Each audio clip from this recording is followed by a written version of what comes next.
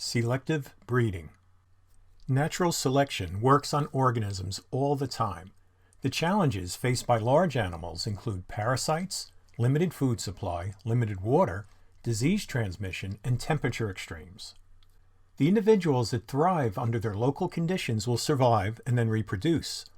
That increases the frequency of their alleles in the gene pool. Allelic frequencies in populations shift under changing natural selection pressures, and over time, the fittest individuals tend to make up most of the population. Indigenous breeds of animals were domesticated by early farmers, giving people control of their food supply. Since the beginning of agriculture, farmers identified the animals and the plants with the most desirable traits and chose them to reproduce. This practice is called artificial selection or selective breeding. Farmers choose pairs of parents to reproduce, improving the quality of the herd, so this would be for the animals, or the crop, the plants. The diagram shows the effect of selectively breeding for taller plants. So you have population 1 over here, and let's say you only let these reproduce, the taller plants, and these die out at some time or they're picked away to be used as food. Over time, you will have taller plants. So that's what you call population 2. You're just letting the taller ones reproduce. Only the seeds of the plants that give the most fruit are planted in the next growing season. This helps to remove the alleles of the less fruitful plants from the gene pool.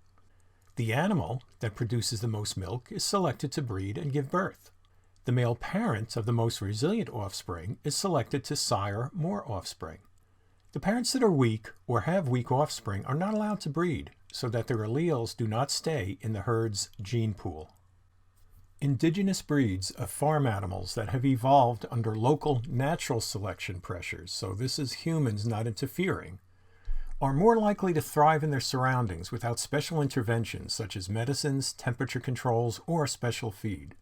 Sangha cattle, Bos taurus africanus, are indigenous to sub-Saharan Africa. Exotic breeds, or genetically engineered breeds, so this is where humans get involved, may have very high yields of food in some environments, but they may not thrive under different conditions. They may not be as strong as the indigenous animals. An indigenous boar thrives in harsh environments, but does not give a lot of meat. Domesticated pigs are relatively weak, yet produce a lot of meat. In order to gain offspring that are both strong and produce a lot of meat, a boar and a pig will be bred together, and we call that crossed. If the cross is successful, the individuals can be selected for further breeding with other hybrid offspring, boars, or domesticated pigs. This doesn't always work. Life is not exact. Life is not exact, so to get selective breeding to work, it's pretty tricky. You have to keep track of which pigs in this example have the desired traits, selectively breeding them, and preventing offspring with undesirable traits from reproducing. So a farmer may be able to improve the herd.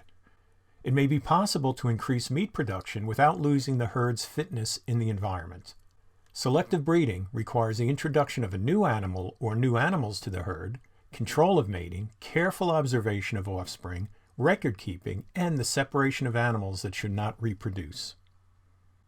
In some cases, this does work. So where you cross a highly productive breed, so that would be over here, the beef-producing shorthorn, with hardy indigenous breeds, and that's the heat-resistant Brahmin, they will yield offspring that are disease-resistant and strong, as well as highly productive. Crossbred individuals often have hybrid vigor, a superior genetic makeup. So we've crossed these two types of cattle, and we wind up with the heat-resistant, beef-producing Santa Gertrudis. Breeds of domesticated animals, such as chickens, are created by many generations of selective breeding by humans. Breeding goals are determined, and in each generation, parents are picked that will produce offspring that bring the breeder closer to their goals for the breed. So you can see all these different types of chickens here. There's a downside to selective breeding if not done properly. For example, if you're breeding within the same small population, and the phrase for that is inbred, a herd or flock may lose some of the desirable traits of the earlier generations. Desirable alleles may be lost from the gene pool. If there are no crosses with individuals outside the flock, lack of genetic diversity will become a problem.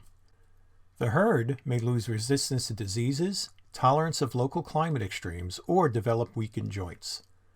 The turkeys on this farm are inbred. Over time, they have lost resistance to pathogens in their environment and are losing their feathers. The main challenge to selective breeding programs that cross indigenous animals with imported animals is the possibility that imported indigenous genes will be lost from the herd, making the herd less resistant to local parasites and climate challenges. For that reason, indigenous herds or flocks of poultry are maintained as a reservoir for hardy genes. It may be necessary to backcross hybrid offspring to indigenous individuals periodically to get those genes back in the gene pool. So please watch this video to learn more about this challenge. The challenges in selective breeding programs that cross indigenous animals with imported animals also include controlling and keeping careful records of breeding, illness, and productivity, keeping individuals with unwanted traits physically separate from the herd and preventing their breeding, the need for separate pens and pastures, planning ahead for the next generation of the herd, and not selling or sacrificing individuals that will improve the herd's fitness. Many households keep chicken flocks in order to supplement their nutrition and income. The largest challenges for some flocks have been a lack of a breeding strategy, parasitic infections, and erratic nutrition. When chicken keepers select the healthiest, largest, most productive chickens and cocks to mate, and choose to hatch eggs from the best hens, the flock improves over time. Removing chickens with less desirable traits from the flock and preventing them from breeding also improves the flock. In order to support the improvement of their poultry stock, chicken keepers may strive to have clear breeding goals for the flock, keep track of the crosses, maintain a healthy environment for the chickens to decrease parasites, use high-quality feed, and receive veterinary support, including vaccinations.